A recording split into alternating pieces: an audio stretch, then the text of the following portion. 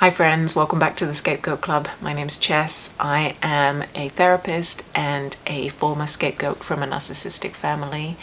And this video is all about narcissistic siblings. So if you're dealing with a difficult sibling and you're not sure, these are 4 telltale signs that they could be going down that narcissistic route. Stay tuned and we're going to talk about it.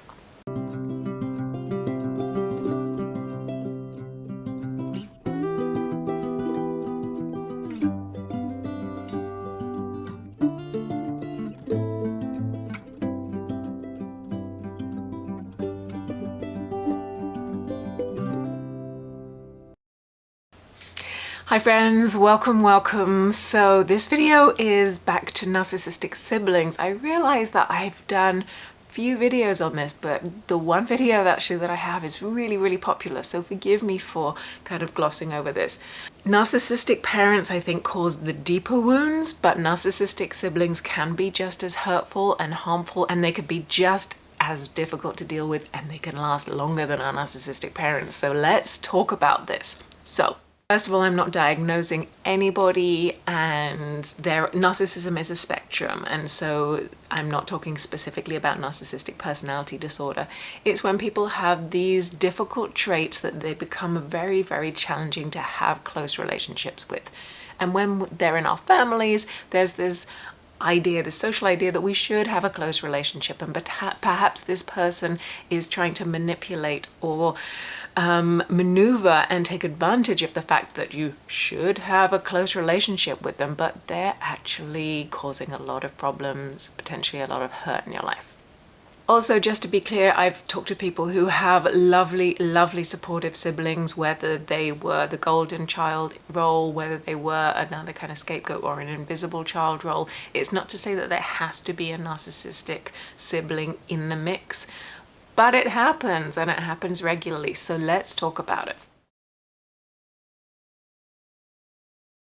So this video has got 4 signs that I think are really characteristic of a sibling who is dabbling in the dark side. And so don't skip around. This video has got some really good insights into comparing the narcissistic type of sibling to a healthier sibling. And I think it's really useful information to have in your back pocket, in the back of your mind when you're dealing with someone like this. So in no particular order, my first telltale sign of a narcissistic sibling is that you are not equals. So there is some level of inequality in the family, raising this sibling above either just one other sibling or all of the others, so to show the world that they are superior. Now I'm going to come at this because it's the Scapegoat Club, from a scapegoat lens where the scapegoat is basically blamed for everything, the bottom of the pile, the most inferior. So let's just talk about it from that perspective. The narcissistic sibling cannot think of themselves on the same level, the same kind of equal playing field as a scapegoated sibling. They just can't. And it might show up in different rules applying to one sibling to another. One sibling might need special treatment, certain extra privileges. Excuse me. There is going to be some inequality, and it's not just somebody needs something this time and then, the other person gets, a bit of an advantage another time. It's a consistent across the board. Always the narcissistic sibling is better, higher, has privileges, special treatment, gets away with stuff. Honestly, in my situation, it's almost like they live in under a different set of rules to how I did in the scapegoat role. They're just on a different plane. And actually, when we get to the point of kind of pointing out these inequalities and wanting to kind of address them in the family, it's like the narcissistic siblings cannot even abide to think about being on the same level as us or people that they think are below them. It's such a blow to their ego that it can't be tolerated. So it's very much a case of they're up here and other people are down there. That is the status quo. And that would vary with healthier siblings who understand, yeah, you know what, we're all people, we're all human beings, we're all kind of equal. Birth order kind of evens out, hopefully, when we become in when we get into adult stage, and those natural rivalries we have when we're younger kind of filter away. In healthy families, we kind of realize that it's not a competition, it's not a game, it's not a race to get to a certain place or be a certain way. It's about having a relationship with someone who you have this really deep common bond with, but not for a narcissistic sibling. Another way this inequality can show up is where chores and family responsibilities are not equally evened out. And of course, it's not going to be equal across all families. People live different distances away. They have different families, different lives. But in healthier families, it's more of people kind of pitch in as and when they can. And it's kind of like a team effort. Not with a narcissistic sibling. There are certain roles and responsibilities that the narcissistic sibling has and everybody else has, and these do not change. And we're expected to stay in our role, and there is no acknowledgement, there is no question around this is what you do, these are your duties, and it's almost like, I don't know, some kind of birthright is written in stone. And it could be looking after, say, an elderly relative, it could be looking after the elderly parent, and you have your job and the narcissist does exactly what they want to do. There is no, oh yeah, I can help out here, or you need a break, or oh yeah, you do a lot of that, let me do it for a bit, how can we switch things up? Or even checking in, are you okay? I'm seeing that this is a lot that you do. Is that okay for you? No, it's not even seen or acknowledged, let alone is it going to change. So that kind of ties into telltale sign number 2, which is that the narcissistic sibling will hold on and enforce the rules of the narcissistic family, those roles that we play. They will enforce them long after the narcissistic parents have gone or have kind of faded.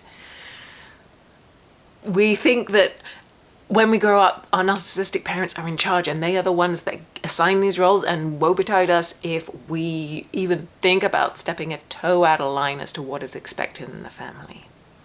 The narcissistic sibling wants to keep that going.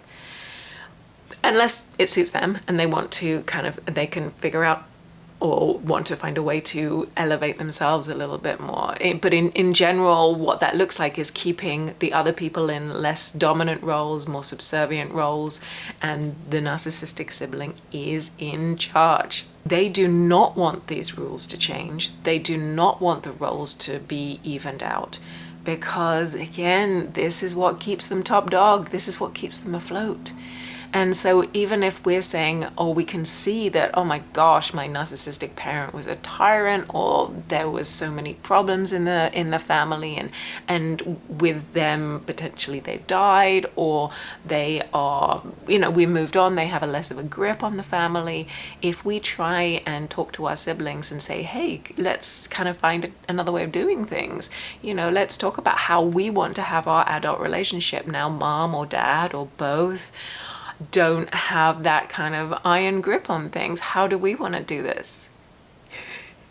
That's how you could approach a conversation with a healthy sibling. Get to know each other, really kind of figure out what's going to work for you in future, how you can help each other out. Not with a narcissistic sibling. No. They are just like, don't know what you're talking about. They may also come to the defense of, how could you say such awful things about the parents, whoever it is, what a wonderful person they are, and how can you betray the family values or honors, or even think about saying anything bad about the way things have been done. There's just no way those rules are going to shift, or that they're going to entertain the idea of those roles shifting.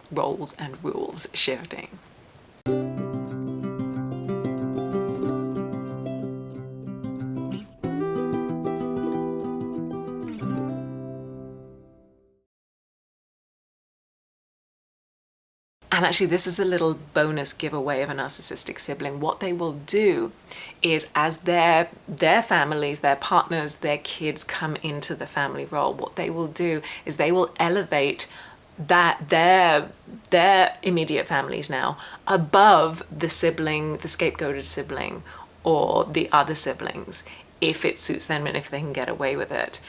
And so in such a giveaway that the narcissistic sibling sees the scapegoated sibling or the invisible siblings as so inferior to them that their immediate family and their children will be bumped in up the hierarchy. It's kind of like a royal family where the sibling actually gets really shoved down the list because the birth order kind of goes to the firstborn type thing. It's almost like that.